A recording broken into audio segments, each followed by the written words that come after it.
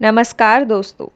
जैसा कि हमने वीडियो के पहले भाग में धृतराष्ट्र के द्वारा किए गए पापों के बारे में जाना था, तो आइए अब जानते हैं इसके आगे की कथा के बारे में। धृतराष्ट्र द्वारा किया गया पांचवा पाप। वृद्ध और ज्ञानी होने के बाद भी धृतराष्ट्र धर्मसंगत बात नहीं करता था। पुत्र मोह में उसने गांधारी की न्याय योजक बातों पर भी कभी ध्यान नहीं दिया। गांधारी के अतिरिक्त संजय भी उसको धर्मसंगत बातों से अवगत कराते थे, किंतु वह संजय की बातों को भी नहीं मानता था। वह हमेशा शकुनी और दुर्योधन की बातों को मानता था। वह जानता था वह अधर्म कर रहा है, फिर भी वह अपने पुत्र का ही साथ देता था। धृतराष्ट्र ने छठा पाप तब किया जब महाभारत का युद्ध समाप्त होने के बाद भी उसने पांडुपुत्र भीम को मारने का प्रयत्न किया। भीम ने महाभारत युद्ध में धृतराष्ट्र के पुत्र दुर्योधन का वध कर दिया था। इसको लेकर धृतराष्ट्र के मन में क्रोध और बदले की भावना प्रबल हो उठी थी। अतः अवसर पाकर वह भीम को मार डालना चाहता था। एक बार की बात है जब महाभारत का युद्ध जीतने के बाद पांचों पांडव श्री कृष्ण के साथ हस्तिनापुर महाराज धृतराष्ट्र से मिलने पहुंचे। तब भीम के अतिरिक्त सब पांडवों ने धृतराष्ट्र को प्रणाम किया और वह सब धृतराष्ट्र से गले मिले। इसके बाद जब भीम की बारी आई तब भगवान श्री कृष्ण धृतराष्ट्र के भाव समझ गए थे।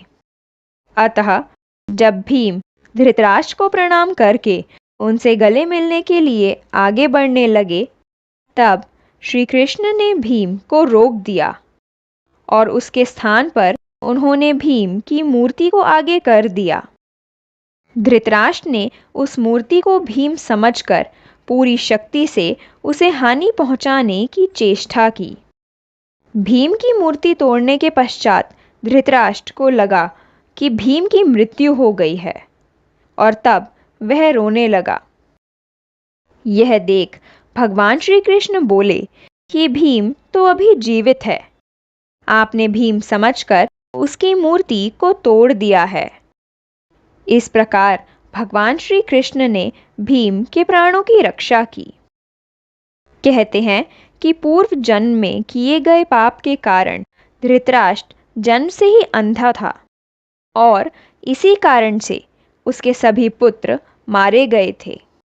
दोस्तों, अपने पूर्व जन्म में धृतराष्ट्र एक बहुत ही निर्दयी एवं क्रूर राजा था। एक बार जब वह अपने सैनिकों के साथ राज्य में भ्रमण कर रहा था, तब उसकी दृष्टि एक तालाब पे पड़ी जहां एक हंस अपने बच्चों के साथ विश्राम कर रहा था। तब उस राजा ने सैनिकों को तुरंत आदेश दिया कि उस हंस की आंखें निकाल ली जाएं। सैनिकों ने राजा की आज्ञा का पालन किया। दर्द से बिलखते हुए उस हंस को असहनीय पीड़ा हुई, जिससे उसकी मृत्यु हो गई। इसके साथ उस हंस के बच्चे भी मृत्यु को प्राप्त हो गए।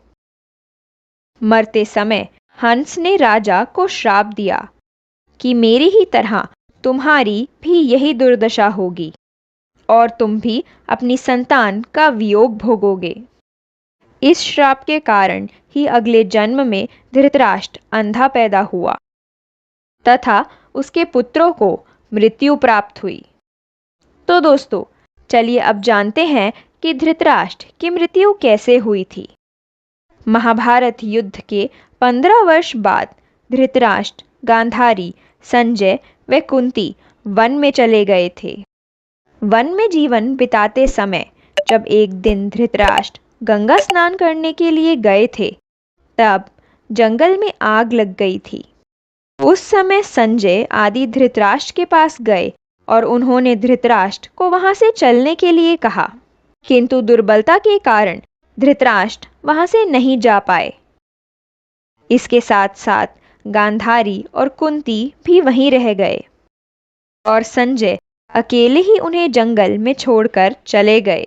तब वह तीनों आग में झुलस कर मृत्यु को प्राप्त हो गए थे। संजय उन्हें छोड़कर हिमालय की ओर प्रस्थान कर गए थे, जहां पर वह सन्यासी की तरह रहने लगे थे।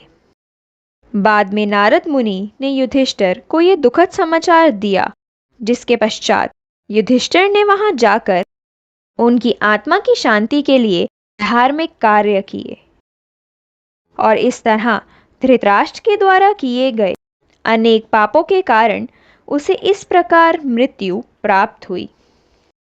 तो दोस्तों, क्या आपको धृतराष्ट्र द्वारा किए गए इन पापों के बारे में पहले से पता था? कमेंट करके अवश्य बताइएगा। साथ ही अगर आपको ये वीडियो जानकारीपूर्ण लगी हो तो वीडियो को लाइक कर अपने दोस्तों के साथ शेयर करें।